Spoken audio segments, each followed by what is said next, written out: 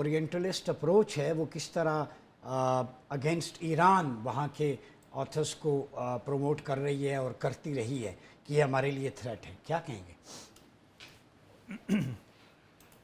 جی دیکھیں، مسلم ممالک کا اتحاد ہونا، ان کا آپس میں ایک پلیٹ فارم پہ یکجا ہو جانا، بنیادی طور پہ تو چیز یہ ہے کہ ان کا یہ ہو جانا اس پورے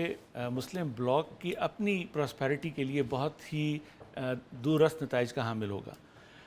اس میں واپس کس طریقے سے آنا ہے، اس کے لیے جو بات ایک جگہ پہلے ہمارے ایک ساتھی دوست نے کی تھی کہ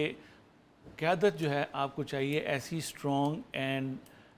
ڈومینیٹنگ قیادت with in the Islamic block, کیونکہ یہ ایسا ہوتا ہے جیسے کہ پورا بلاک ہے تو اس میں تمام ممالک ایک جیسا رول ادا نہیں کرتے۔ اگر آپ نیٹو لیڈ الائنس کی بات کرتے ہیں تو اس کے اندر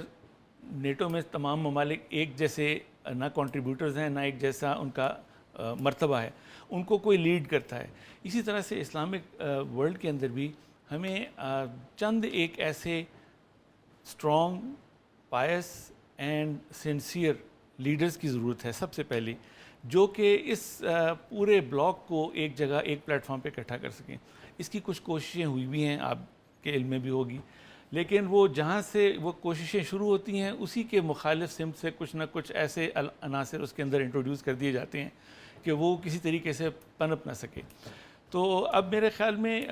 بہت حد تک مسلمان ممالک کے لیے یہ ایک سوچ کا اور ایک عمل کا موقع ہے کہ اس میں آپس میں دوبارہ کس طریقے سے یونائٹ کیا جائے، انہی بلاکس کو، انہی پلیٹ فارمز کو استعمال کریں، ایک کور بن جائے کنٹریز کا گروپ۔ جیسے ابھی ایک ہم دیکھ رہے ہیں اس پورے کانفلکٹ میں ایک R4 کنٹریز ہیں جو کہ اب سامنے آئے ہیں، جنہوں نے ثالثی کا کردار جو ہے وہ بڑی مؤثر طریقے سے آگے چلایا، جس میں پاکستان شامل ہے، ترکیہ شامل ہے، قطر شامل ہے اور مصر بھی شامل رہا ہے۔